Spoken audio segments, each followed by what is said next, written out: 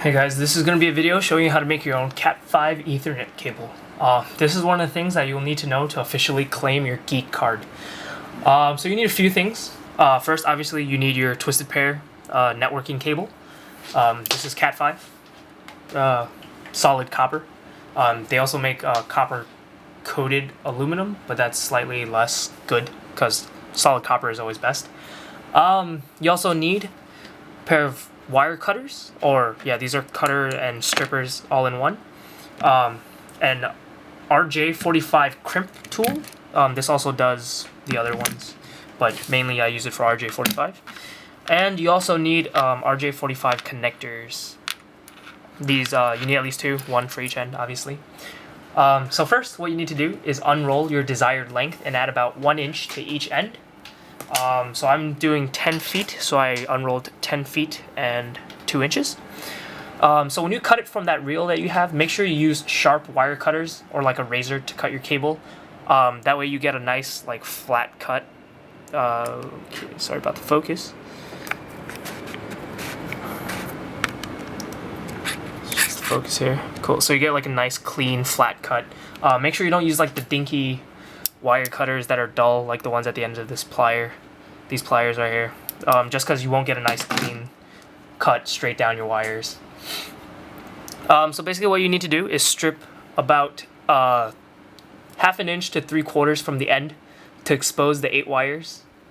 You'll find 8 wires twisted into 4 pairs, as you can see here. These pairs are grouped into orange, blue, green, and brown, where one wire is the solid color and the pair and its pair is white with a stripe of that color that it is paired with. I find that it helps to separate these 4 into 4 separate bundles, like so, and just like spread them out so you can see. It's a good idea to inspect them to make sure you didn't cut or scrape any of it while making your cuts or stripping the outside jacket. This is why it's a good idea to add 1 inch in case you do mess up. It is vital that the plastic around the cables stay intact.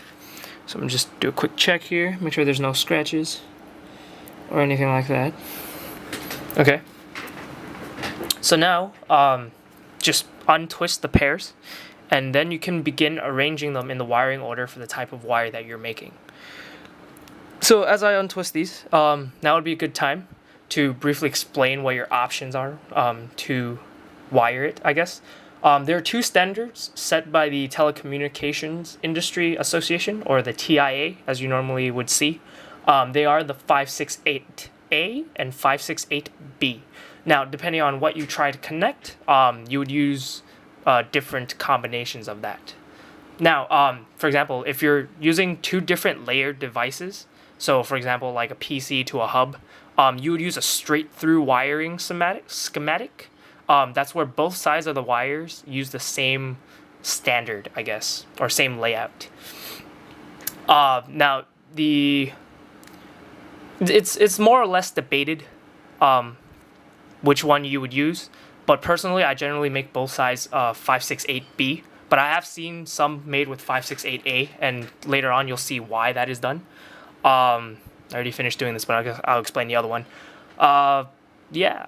So now, if you're connecting 2 similar devices, then similar layered devices, you would need to use a crossover cable, where one end is wired with 168A and the other is one end is wired with 568A, and the other is wired with 568B.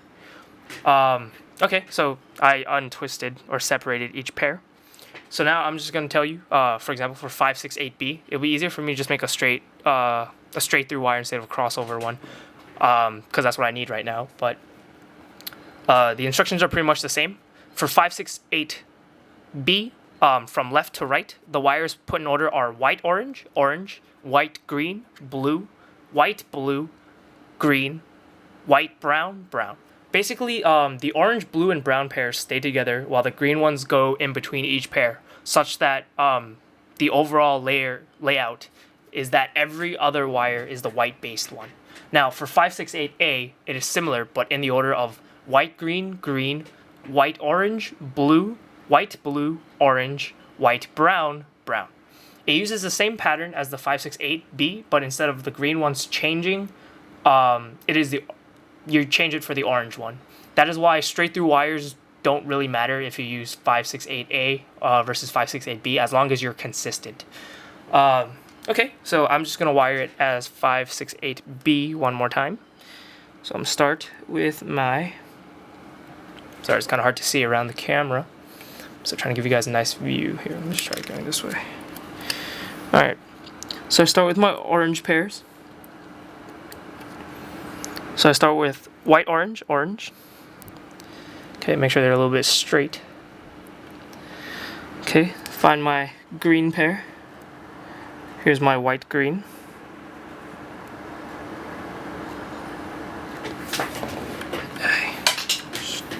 Should probably focus this a little better, huh? All right, let me zoom in for you. Focus. Nope, still shitty. Sorry guys, I have a potato for a camera. Alright.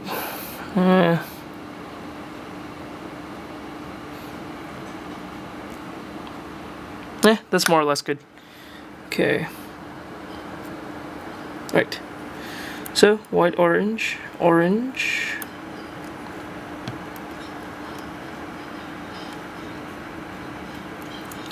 Get this stupid reinforcing wire out of the way.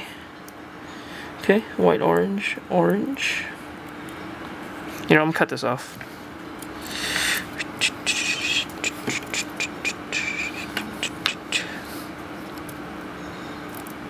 Man, I should have one of those cooking show type deals. Where it's like, oh, here's one that we have prepared earlier. Okay, anyway, back to this. So, white, orange, orange. Here we go. Get my green pair. White, green. Going this way. Stop it, blue, I don't want you yet. Okay. Okay. And then now the blue ones. So blue and then white, blue. And then the other green one. And then white, brown, and then brown. Here we go. So again, this is for the 568B configuration. There you go. So again, left to right, you have white, orange, orange, white, white, green, blue, white, blue, green, white, brown, brown.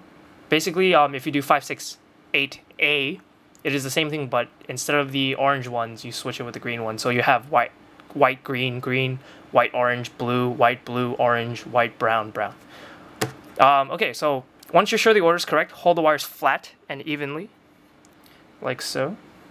Straighten them out so they're as straight as you can. Okay. And trim it down so you have about half an inch from like the beginning of the jacket. It is very important not to leave too long of untwisted wire lengths, since it can have an effect on connectivity and or quality of your cable. So, using cutters, again, make sure that you make a nice, clean, even cut, since you have to make sure that this goes through these tiny, tiny channels at the end of the connector. So just line this up about half an inch.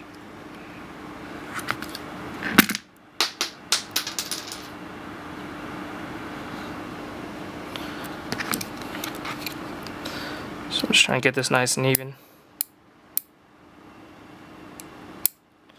Okay, just cut it down. Boom. Perfect. Alright. Now, make sure the order is correct before you slide it in. Keep in mind when you put it in, such that it reaches all the way to the end, as you can see, all the way to the end. Again, make sure it's absolutely correct, because once you put this into the RJ45 crimp tool, it's going to push these little tiny teeth down on the connectors into the wire, completing the connection, but also holding the wire in place. So if you mess up, you're going to have to cut the wire off and then start over. So yeah, here's the easy part. After you're absolutely sure that the RJ45 connector, all the wires in the right terminal or channels, Fun fact, by the way, RJ stands for registered jack. So you place it into your correct die, and as you can see, there's like little tiny teeth here that will push in. Let me just lower this a little bit. Yep, little tiny teeth that will push in the connectors. So I have a ratcheting one, so you're gonna hear like a couple clicks to know that it is all the way in. Just put this in here, okay? Here we go.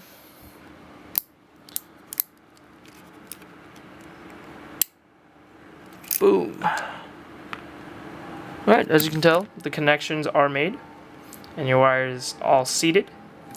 So there you go. You've made an RJ45 Ethernet cable. So congrats. As always, you know, practice makes perfect, so the more of these you make, the easier it gets. Anyway, have fun. Thanks for watching. Bye.